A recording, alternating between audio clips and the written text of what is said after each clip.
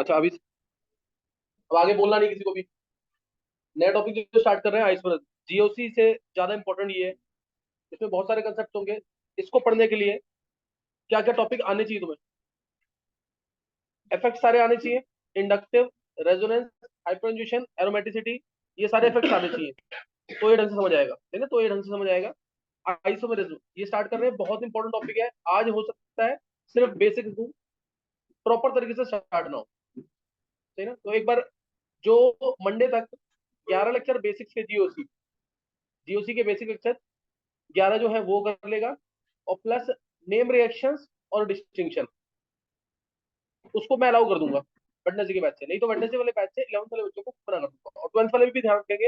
अगर काम नहीं किया होगा ये नेम रिएक्शन डिस्टिंक्शन और कम से कम 80 कन्वर्जन, तो वो वेडनेसडे वाले बैच में नहीं बैठेंगे, क्योंकि आइसोमेरिज्म 11th का पार्ट है। मैं 11th नहीं करा रहा हूँ, समझे कि नहीं है? तो ये ध्यान रखना, नेक्स्ट वेडनेसडे तक 12th वालों के लिए भी बोल दिया मैंने, ये काम करके रखना। तो 11th को जीओसी के 11 लेक्चर बिल्कुल टिप्स होने चाहिए स्ट्रक्चर्स के साथ। सबके पास है जीओसी बेसिक्स वाले लेक्चर, वो जरूर कर लेना। नेम रिएक्शन डिस्टिंक्शन, उसके बाद नेक्स्ट वेडनेसडे तक बोला मैंने।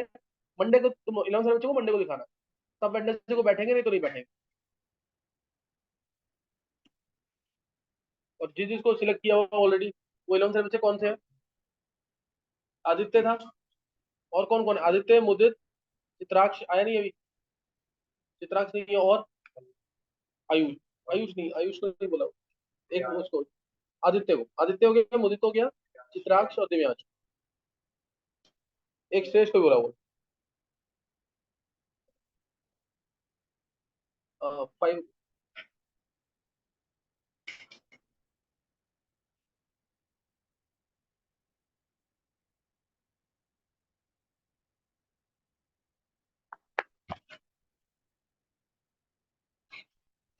चलो स्टार्ट कर रहे हैं आइसोमेरिज्म। आइस पहले तो इसका मीनिंग क्या है, सबसे पहला पॉइंट क्या है इसका मीनिंग क्या है? आइसो मतलब क्या होता है? सेम। मर्ज मतलब पार्ट्स, सेम पार्ट्स, सही ना? Same parts isomerism. और एक एग्जांपल लेते हैं, उसके थ्रू पता लगेगा। आइसोमेरिज्म का जैसे मैंने एग्जांपल लिया है इथेनॉल, इसमें 2 कार्बन है, 6 हाइड्रोजन है और एक ऑक्सीजन है। C2H6O है ये, C2H6O। तो कोई भी ऐसा कंपाउंड जो इस फॉर्मूले से बनेगा इथेनॉल के अलावा, वो इसका आइसोमर बन जाएगा। वो क्या बन जाएगा? इसका आइसोमर, जैसे CH3OCH। इसमें भी क्या है? C2H6O, C2H6O, ये भी क्या है? इसका आइसोमर। ये भी क्या है? इसका आइसोमर। क्लियर है बात की नहीं है? तो ये तो मैं ध्यान रखना है, कोई भी ऐसा कंपाउंड जिनमें मॉलिक्यूलर फॉर्मूला क्या रहे? सेम रहे, कनेक्टिविटी डिफरेंट हो, या structure, connectivity mean structures, structures अगर डिफरेंट है, स्ट्रक्चर्स अगर डिफरेंट है तो स्पेशल है, स्ट्रक्चरल आइसोमर। और अगर स्पेशियल अरेंजमेंट डिफरेंट है तो सीओ आइसोमर। दो तरीके की है आइसोमर। पहले डेफिनेशन क्या है, ये उठा के बैठा करो। Compounds having same molecular formula, compounds having same molecular formula but with different structures, but with different structures और स्पेशियल अरेंजमेंट, और स्पेशियल SPATIAL, और डिफरेंट स्पेशियल अरेंजमेंट।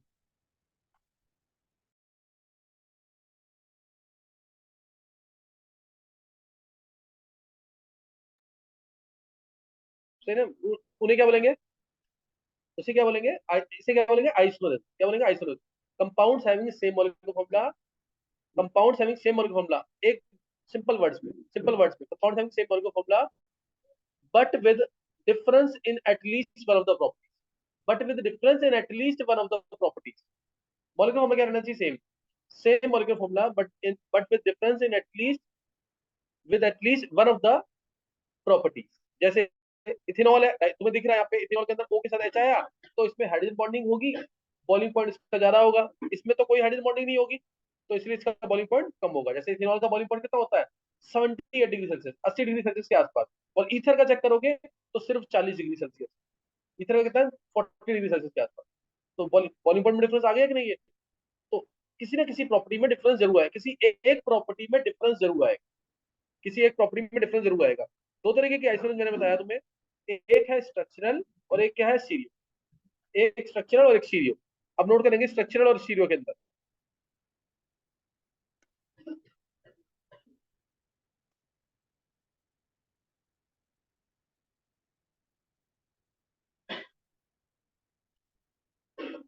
अगर मैं कहता हूँ स्ट्रक्चरल आइसोलेशन,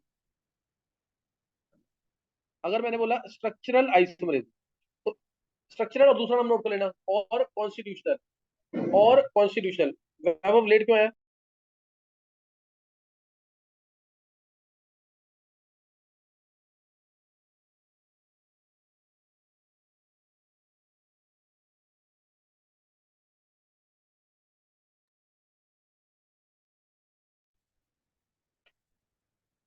नोट के लिए स्ट्रक्चरल स्टीरियो आइसोलेशन दो है।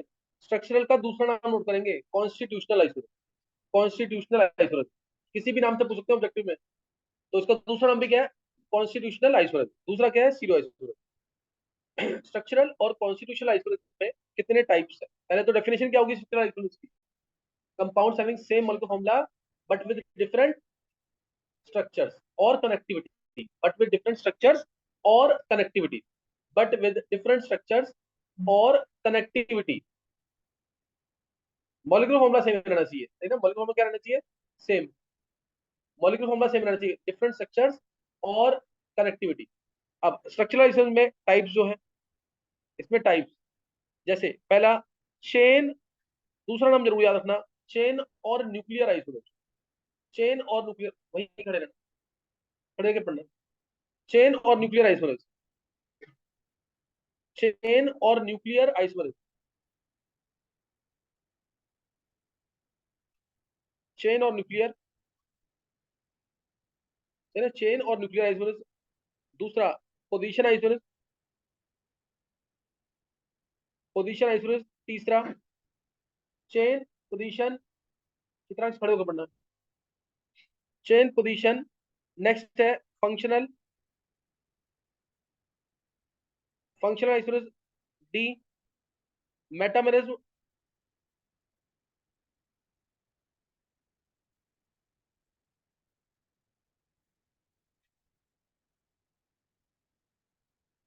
Tautomerism. F ring chain, F है रिंग चेन। ये छह आइसोलेशन है जो पढ़नी है तुम्हें। ये छह आइसोलेशन है जो करनी है तुम्हें। मोस्ट इंपॉर्टेंट इसके अंदर सबको पता है कौन सी वाली है? Tautomerism most important. Ring chain, ring chain isolation most important tautomerism है, और उसके बाद है मेटामेरिज्म। ये दो इंपॉर्टेंट है, इन दोनों को मैं बाद में कराऊंगा। मतलब बाद में, पहले पहले स्टार्टिंग के चार खत्म करेंगे, फिर वो करेंगे। दोनों ही इंपॉर्टेंट है, मेटामेरिज्म और टॉटोमेरिज्म। टॉटोमेरिज्म ज्यादा इंपॉर्टेंट है, इसके क्वेश्चन ज्यादा एक्सपेक्टेड होते हैं कि आएंगे। अच्छा, स्टीरियो आइसोलेशन के अंदर दो हैं। स्टीरियो आइसोलेशन में दो हैं। एक है कन्फिग्रेशनल, कन्फिग्रेशनल जिसमें कन्फिग्रेशन में डिफरेंस हो। सिस ट्रांस थे ना, जैसे सिस ट्रांस उस टाइप से, जिसमें कन्फिग्रेशन में डिफरेंस होगा। और दूसरा है conformational, conformational, configurational, conformational, configurational, conformational, configurational और कन्फर्मेशनल। कन्फिग्रेशनल के अंदर दो, ज्योमेट्रिकल और ऑप्टिकल, ये है पूरा। और ध्यान रखेंगे हमेशा कि स्ट्रक्चरल आइसोलेशन के अंदर क्योंकि कनेक्टिविटी में डिफरेंस आ रहा है, इसीलिए इनमें आईयूपीएसी नेम डिफरेंट होंगे। दो आइसोमर्स अगर हैं तो उनके आईयूपीएसी नेम डिफरेंट होंगे। लेकिन स्टीरियो आइसोलेशन में, स्टीरियो आइसोलेशन में कनेक्टिविटी में कोई डिफरेंस नहीं होगा। कनेक्टिविटी, जो कार्बन जिस कार्बन से जुड़ा है उसी के साथ जुड़ा रहेगा। कनेक्टिविटी में कोई डिफरेंस नहीं होगा, इसलिए आईयूपीएसी नेम क्या रहेंगे? सेम। स्टीरियो आइसोमर्स जो है इनके सेम आईयूपीएसी, सिर्फ इनके कंफिग्रेशन में डिफरेंस होगा, सेम आईयूपीएसी नेम। अच्छा, अब ये डिटेल हमें करनी है। ये पूरा आइसोलेशन का डिटेल है, और जिसमें सबसे इंपॉर्टेंट कौन सा है ये भी तुम्हें पता है कौन सा है सबसे इंपॉर्टेंट? ऑप्टिकल आइसोलेशन, जिसके मैंने तुम्हें बोला है दो लेक्चर अगर तुमने नहीं किए 1% भी समझ नहीं आएगा। मतलब ये अराउंड 35 to 40 आवर्स का काम है पूरा, जो करना है हमें आइसोलेशन। जैसे मैंने जीओसी कराया था ऐसे ही आइसोलेशन भी होगा। शुरू से लेके लास्ट लेक्चर तक पढ़ के आओगे। स्ट्रक्चरलाइजेशन कर रहे हो तो शुरू से लेके लास्ट लेक्चर तक। फिर उसके बाद तुम्हें बस 4 मार्क करना है कि टॉटोमरिज्म ही पढ़ना है, ताकि तुम्हें ये याद रहे टॉटोमरिज्म। बाकी सब याद रहेगा, बाकी सब इजी।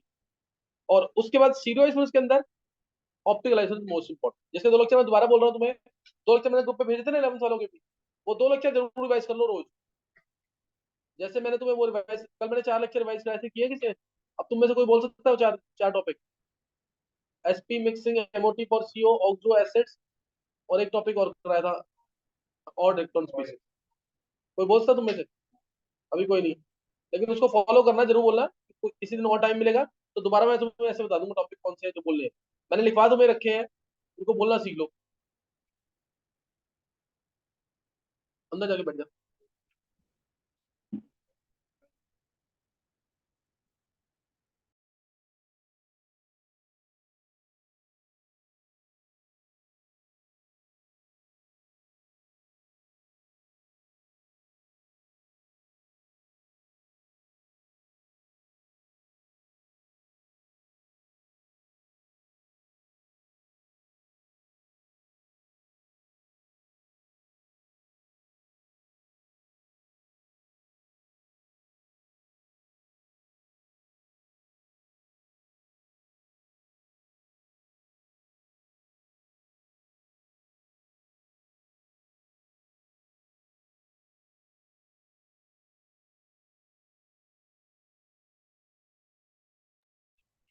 चलो अब इसके अंदर एक एक मैं एग्जांपल लिख देता हूँ। इन सबकी एक एक एग्जांपल लिख रहा हूँ। नवीन तू लेट क्यों आया? तुम लोग पता लेट आने की अब नेक्स्ट टाइम तो मैं अलाउ नहीं करूंगा, भारी खड़ा कर दूंगा अब लेट आओगे तो। अब नेक्स्ट अब जो है मैं इसकी एग्जांपल लिख रहा हूँ सबकी एक एक। चेन और न्यूक्लियर, एक एक एग्जांपल, ताकि तुम्हें क्लियर रहे। ये चेन है न्यूक्लियर, देखो इधर ध्यान देना इधर। ये दोनों क्या, कौन सा आइसोमर्स है? चेन आइसोमर्स या न्यूक्लियर आइसोमर्स। इन दोनों में किस में डिफरेंस है? कनेक्टिविटी। कनेक्टिविटी में डिफरेंस है कि नहीं? स्ट्रक्चर्स में डिफरेंस है। आईपीसी में भी डिफरेंट है। एक का नाम है नॉर्मल ब्यूटेन और दूसरे का नाम है आइसो ब्यूटेन या 2 मिथाइल प्रोपेन। तो दोनों में कनेक्टिविटी में डिफरेंस है। तो दे आर, एक एक एग्जांपल लिखा हूं। पोजीशन आइसोमर्स, नेक्स्ट है पोजीशन आइसोमर्स। देखो जैसे ये Cl, और इसमें Cl लगा दिया S। क्या समझ आया? 1 क्लोरोब्यूटेन 2 क्लोरोब्यूटेन। पोजीशन में डिफरेंस आ रहा है कि नहीं? पोजीशन में डिफरेंस आएगा, चाहे वो सब्स्टिट्यूएंट हो, चाहे वो एटम हो, चाहे वो फंक्शनल ग्रुप हो, पोजीशन में डिफरेंस आ जाएगा। मेनली फंक्शनल ग्रुप आता है। मेनली क्या आता है? मेनली क्या आएगा? Functional group. तीसरा एग्जांपल फंक्शनल आइसोमर्स, ये मैं तुम्हें बता ही चुका हूँ। इथेनॉल, इथेनॉल और डाइमिथाइल ईथर, ये दोनों क्या है? Functional isomers. बहुत सारे एग्जांपल दूंगा इनका मैं। ये दोनों क्या है? Functional isomers. 11th क्लास में आएगा तो ये सिंपल यही चीज आएगा, डेफिनेशन एग्जांपल। और डेफिनेशन में तुम्हें क्या लिखना है? हर डेफिनेशन में क्या लिखना है? जैसे चेन आइसोमर्स में क्या लिखोगे? Compounds having same molecular formula but difference in the chain, but difference in the chain, longest chain, और साइड चेन भी होता है वैसे। दूसरा मैंने बोला position isomers, compounds having same molecular formula but difference in the position of functional group और substituent. तीसरा functional isomers, compounds having same molecular formula but difference in the type of functional group. Metamerism, इसमें क्या है? Difference in connectivity, connectivity around the polyvalent function. Difference in connectivity around the polyvalent function. Polyvalent यानी एक ऐसा function group जिसकी valency 2 से ज्यादा free. ये भी लिखवाऊंगा तुम्हें, फिर भी नोट कर लेंगे। ये है, देखो उधर, ये है, ये दोनों ठीक है। मिथॉक्सी प्रोपेन और दूसरा क्या है? मिथॉक्सी प्रोपेन क्या है? Ethoxy ethane. ये दोनों क्या है? मेटामर्स। दोनों में कनेक्टिविटी में डिफरेंस है कि नहीं? Around the polyvalent functional group. O की 2 वैलेंसी फ्री थी। ओ के एक साइड पहले लगाया मैंने प्रोपाइल और मिथाइल, फिर दूसरी बार पे क्या लगाया है? दोनों इथाइल। है कि नहीं डिफरेंस? तो इसे दोनों क्या होंगे? मेटामर्स। मैं आगे डिटेल में पढ़ाना मेरे को, मैं एक एग्जांपल दे रहा हूँ अभी। टॉटोमर्स होता ना समझ आए, मैंने एग्जांपल वैसे दिया हुआ इसका पहले, पहले मैंने इसका एग्जांपल कराया हुआ तुम्हें। जैसे ये CH3 सी बॉन्ड OH, तो दूसरा क्या बना? CH2 double bond COH H। यार आ गया कि नहीं? ये इनॉलिक फॉर्म थी और ये कीटो फॉर्म। ध्यान आ गया कि नहीं? ये दोनों क्या है? ये दोनों क्या है? टॉटोमर्स। बस इसमें डिफरेंस ये है, बाकी सब आइसोमर्स जो होते हैं दे कैन एग्जिस्ट इंडिपेंडेंटली, ये इंडिपेंडेंट एग्जिस्टेंस नहीं है इसका। ये दोनों कैसे रहेंगे हमेशा? ये दोनों कैसे रहेंगे इक्विलिब्रियम में? एक एरो बहुत बड़ा दिखाना, एक जो इनोलिक फॉर्म में बहुत छोटी होती है, तो छोटा एरो दिखाएंगे इसमें, बस। तो ये दोनों कैसे एग्जिस्ट करेंगे? In equilibrium.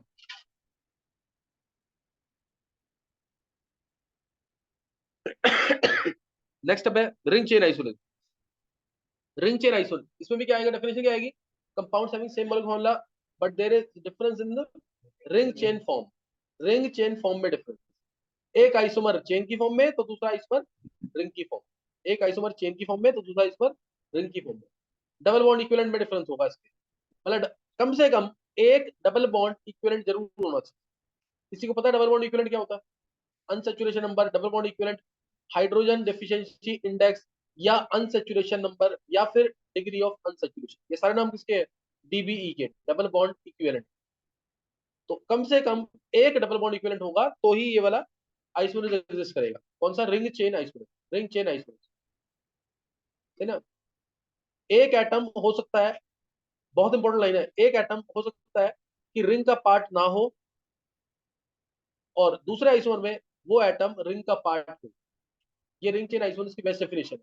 प्रॉपर्टीज बोलिए, प्रॉपर्टीज ध्यान रखना, नहीं तो आगे आइसोमरेज पहचानने में दिक्कत आएगी। एक एटम, एक आइसोमर के अंदर एटम जो है, क्या पता रिंग का पार्ट ना हो, और दूसरे आइसोमर में यानी रिंग के अंदर क्या पता वो पार्ट हो, क्या पता वो पार्ट हो, तो वो हो गए ring chain isomer. Ring chain isomer, one any one atom may not be part of the ring in one isomer, but in the other isomer it will be part of the ring, it will be part of the ring। तो क्या है? Ring chain isomer. आना इतना late आए हो, जल्दी आओ। तभी उतना लेट आने का कहाँ है? जगह नहीं पीछे? आगे आगे।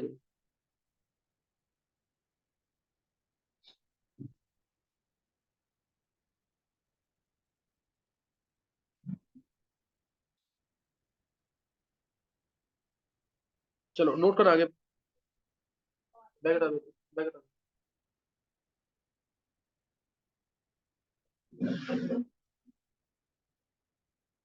हाँ भाई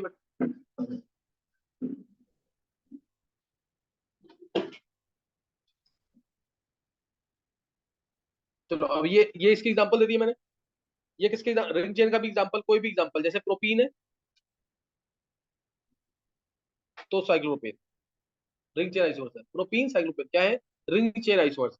फिर लिया मैंने यहाँ पे कंफिगरेशनल और कंफर्मेशनल। कंफिगरेशनल, कंफर्मेशनल। कंफिगरेशन में क्या है? ज्योमेट्रिकल और ऑप्टिकल। ज्योमेट्रिकल याद है कि नहीं? सिस ट्रांस, ये देखो, ये सिस आइसोमर, तो ये ट्रांस आइसोमर। याद है कि नहीं? सिस ब्यूटीन, ट्रांस ब्यूटीन, सिस ब्यूटीन, ट्रांस ब्यूटीन। और ऑप्टिकल, ऑप्टिकल में क्या होता है? कम से कम एक कार्य सेंटर। याद है कि नहीं? ये C F C L B R I, और फिर इसकी मिरर इमेज सी एफ। देखो इन सब के अंदर आईयूपीएसी नेम सेम आ रहा है कि नहीं? बी आर आई।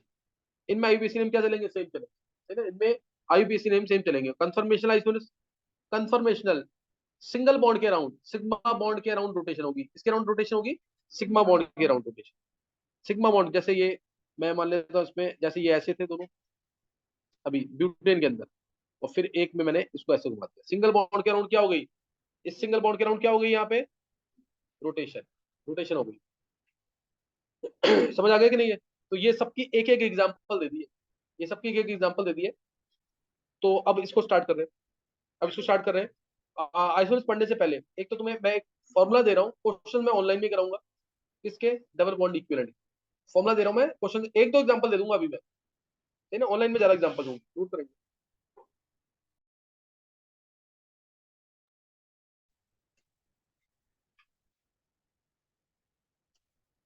डबल बॉन्ड इक्विवेलेंट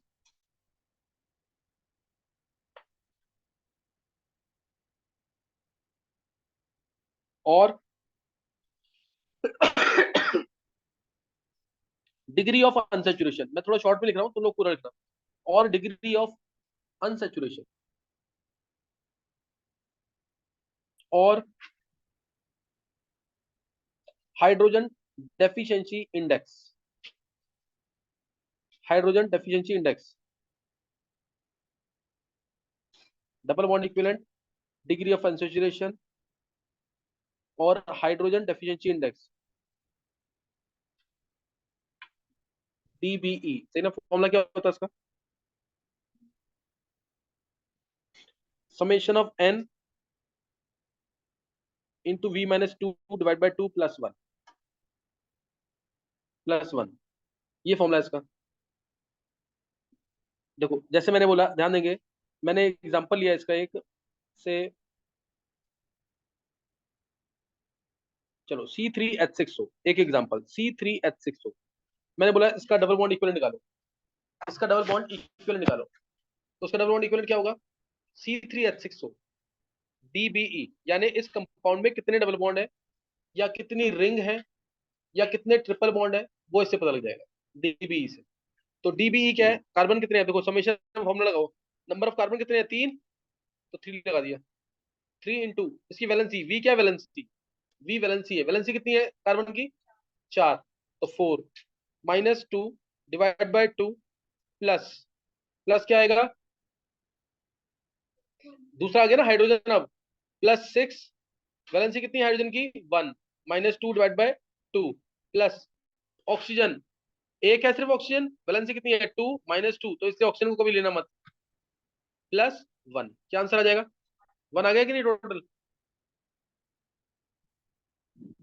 नहीं समझ आया? समझ आ गया कि नहीं? है बहुत ही इजी है, समझ आया। नंबर ऑफ कार्बन एटम्स कितने हैं वो लिखा, फिर वैलेंसी। नंबर ऑफ हाइड्रोजन कितने हैं वो लिखा और उसकी वैलेंसी। नंबर ऑफ ऑक्सीजन कितने हैं वो लिखने की जरूरत ही नहीं है, जिसकी वैलेंसी 2 उसको लेना ही नहीं है, जिसकी वैलेंसी 2 उसको लेना ही नहीं है। यहाँ से कितना आ गया? 1 आ जाएगा आंसर। यहाँ अब तुम्हें ये दिख रहा होगा, एक चीज नोट करना, जब एक कार्बन तो एक डीबी है कि नहीं, एक कार्बन तो एक डीबी है ना, 4 माइनस 2 डिवाइड बाई 2, ये तो 3 कार्बन के लिए है ना। क्या ये बात समझ आ गई? एक हाइड्रोजन है तो माइनस हाफ डीबी है कि नहीं,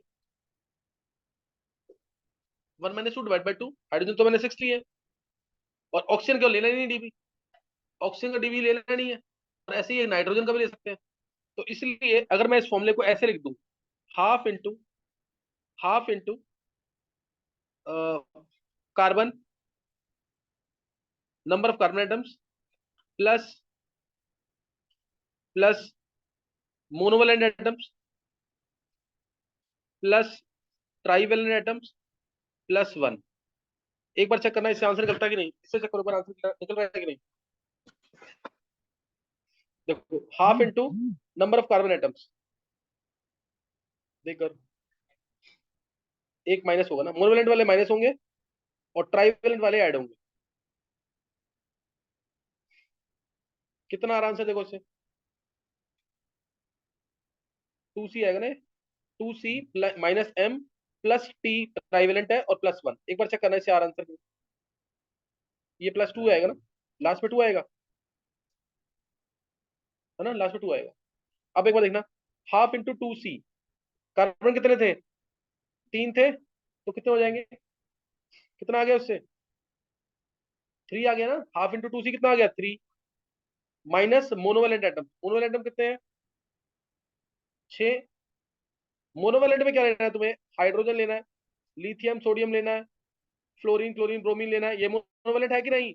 ये मोनोवैलेंट, ऐसे याद रख लो, आई भी लिख लो, ये मोनोवैलेंट यही आएंगे ना, सिर्फ मोनोवैलेंट है।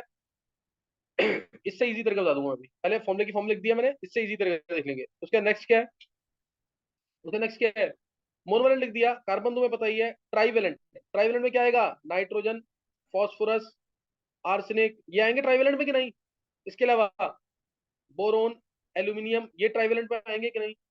और ज्यादातर यूज क्या होगा? नाइट्रोजन, फॉस्फोरस, बोरोन, एल्यूमिनियम, ये यूज होंगे। आर्सेनिक बहुत रेयर रेयर केस में आएगा। और कोई बचा क्या? मोनोवैलेंट हो गया, ट्राईवेलेंट हो गया, टेट्रावेलेंट तो कार्बन आएगा। ये बस तुम्हें पता होना चाहिए, ये कौन से एटम्स है, कोई डाउट तो नहीं है।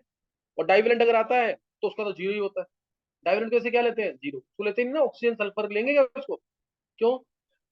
वैलेंसी कितनी है? 2, वैलेंसी 2 है तो 2 माइनस 2 जीरो आ जाएगा। अब एक बार चेक कर लो, अब एक बार चेक कर लो डायरेक्ट, हाफ इंट कितना आ रहा है आंसर से? टीम आ रहा 1। मोनोवैलेंट एटम कितने हैं? 6, तो -6/2 है, -3 आ गया। प्लस ट्राइवेलेंट कितने हैं, नहीं है कोई, ट्राइवेलेंट कोई नहीं है, डाइवेलेंट हट गया, और प्लस हाफ इंटू 2 +1 आगे, समझ के नहीं है। तो इसको ऐसे अप्लाई करना है, ऐसे अप्लाई कर दो, और डायरेक्ट अप्लाई करना है तो डायरेक्ट कर सकते हो। कार्बन की वजह से 1 dB आता है, ऐसे लिख लो, कार्बन की वजह से कितना dB है, 1। और इन सब की वजह से कितना dB है, -½ और इन सब की वजह से कितना dB है, +½ है ना। इन सब की वजह से कितना dB है, +½ अब डायरेक्ट देख लो, कोई कंपाउंड आ जाए डायरेक्ट हो जाएगा इससे। कार्बन के 3 कार्बन तो 3 dB, 6 और एक +1 जरूर करना लास्ट में, 6 है ये तो -½ 6 है तो -6 के लिए माइनस आ गया, -3, और ऑक्सीजन के लिए 0, तो 3 - 3 0, +1 करते ही लास्ट में तो 1 आ गया आंसर, समझ आया। और उससे भी इजी तरीका, अगर तुमसे स्ट्रक्चर बन जाता, तो C3H6O का स्ट्रक्चर बना लोगे। एक स्ट्रक्चर क्या है, प्रोपेनल, प्रोपेनल में एक डबल बॉन्ड है कि नहीं, तो उसका डीबी 1 ही आएगा। प्रोपेनल में एक डबल बॉन्ड है ना, तो उसका डीबी कितना आएगा, 1, कोई डाउट तो नहीं है। क्या मैंने बोला, कार्बन जैसे ना, एक कार्बन है टेट्रावेलेंट में तो 1 dB, ट्राइवेलेंट है तो +½ dB एक की वजह से, और मोनोवेलेंट है तो -½ बस हो जाएगा उससे। अब कार्बन है तो 3 थे तो 3 हो गया डीबी, हाइड्रोजन 6 थे तो -3 हो गया, 6 तो आधा कर देना उसका और माइनस में, और ऑक्सीजन तो होता ही नहीं है, तो 3 - 3 0 और +1 करते ही लास्ट। डायरेक्ट समझ आ गया कि नहीं, लेकिन फॉर्मुला याद रखना, क्यों, क्योंकि ऑब्जेक्टिव में क्या पता डायरेक्ट फॉर्मुला ही पूछ ले, summation of n into v - 2 divided by 2 +1, या ये वाला फॉर्मुले की फॉर्म में पूछ ले, ये भी पूछ सकते हैं ना फॉर्मुले की फॉर्म में। तो इस ऑब्जेक्टिव के लिए तुम्हें पूरा करना पड़ेगा, छोड़ नहीं सकते कुछ भी। हाँ, तरीका बता दिया मैंने इजी निकालने का, क्या है इजी तरीका। अब C3H6O2, C3H6O2, अगर मैं तुमसे कहूँ इसके पॉसिबल स्ट्रक्चर कितने हो सकते हैं, पॉसिबल स्ट्रक्चर कितने हो सकते हैं, टाइम है सिर्फ हाफ मिनट का, बताओ जल्दी से कितने होंगे। C3H6O के टोटल पॉसिबल स्ट्रक्चर,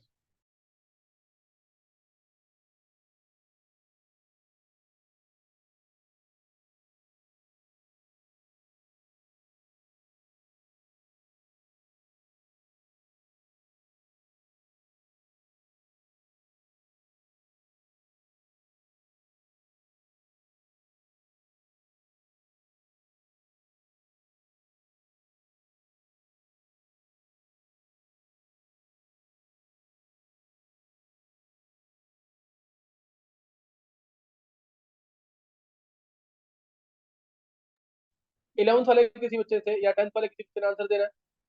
C3H6O के टोटल पॉसिबल स्ट्रक्चर, नहीं 11th वालों को कुछ नहीं आता सब, कितने क्यों नहीं करनी, जो पॉसिबल है टोटल तो स्टेबल नहीं होते, छोड़ दो, अभी तो सारे बनाने ना, क्योंकि उनको पता नहीं टोटल कौन सा। बोलना आंसर मुझे, दो, और कोई, आदित्य, जो अभी तो मैंने नहीं पढ़ा है ना टोटल सारे इंक्लूड करने, वैसे इंक्लूड नहीं करते। और किसी को बोलना है,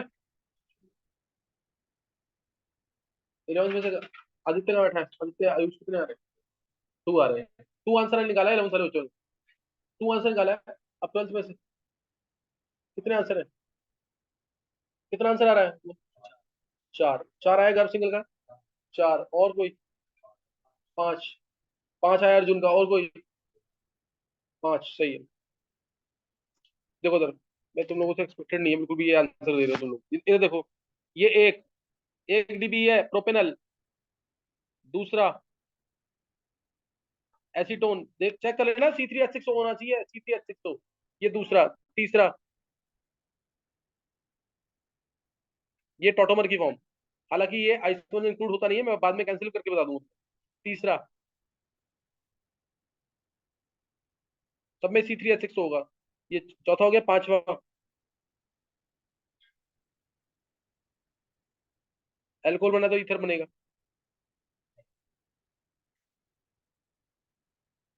एल्कोहल बना तो ईथर बनेगा, और एल्डिहाइड कीटोन बने तो इपॉक्सी ग्रुप बनेगा जरूर, इपॉक्सी ग्रुप जरूर बनेगा अगर वो बना तो।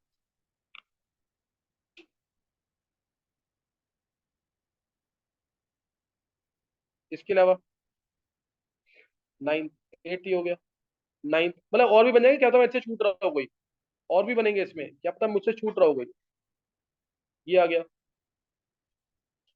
और देखो, और क्या बन सकता है इसमें, और पॉसिबिलिटी,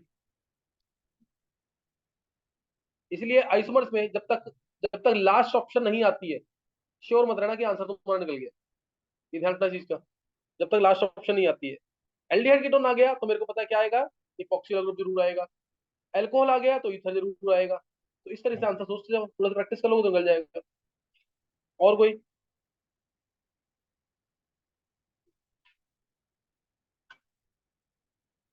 देखो इसमें भी सब में डीबी वन है, चेक कर लो एक बार। सब में डीबी कितना है? वन। इसमें डीबी कितना है? एक डबल बॉन्ड है ना, वन। इसमें एक डबल बॉन्ड, इसमें एक डबल बॉन्ड, इसमें एक डबल बॉन्ड, इसमें एक डबल बॉन्ड, इसमें एक डबल बॉन्ड, इसमें एक ring. One ring is equal to one double bond. देखो इधर प्रोटीन अगर है तो साइक्लोप्रोपेन बन सकता है ना। तो दोनों का डीबी कितना होगा? One. One double bond is equal to one ring. Two double bond is equal to one triple bond और two rings. Two double bond is equal to one triple bond और टू रिंग्स। ये clear है कि नहीं? Prove करना है इसको। दो डबल बॉन्ड आ गए तो वो एक ट्रिपल बॉन्ड के मतलब ही मतलब बराबर है। दो डबल बॉन्ड आ गए तो एक रिंग के बराबर, दो रिंग के बराबर।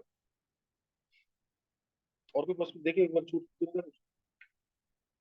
नौ, ये आंसर निकाल रहा है। अब इसमें ये ध्यान रखना, ये वैसे आगे मैं बताऊंगा तो मैं, ये टॉटोमर्स हैं, इनको आइसोमर्स में इंक्लूड नहीं करते क्योंकि ये एक्वेरियम में एग्जिस्ट करते हैं, इसलिए इनको इंक्लूड नहीं करेंगे इन दोनों को।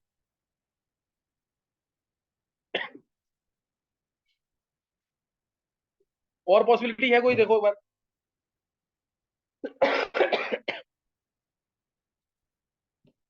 चलो क्लियर हो गया कि नहीं है? डीबी निकालना आ गया ना इसमें। अब एक ट्राई करेंगे जल्दी से। एक तो इसका निकालना है, C4H6 के आइसोमर्स, साइक्लिक वाले निकालने हैं मेनली। और लीनियर भी निकाल लेना, लीनियर मतलब जो स्ट्रेट ओपन चेन वाले।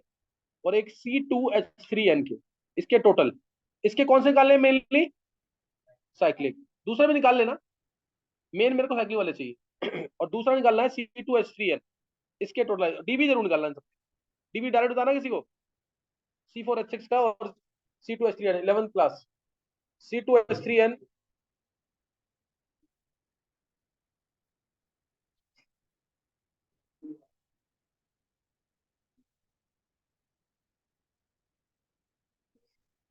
रीजॉइन कर लेंगे एक बार।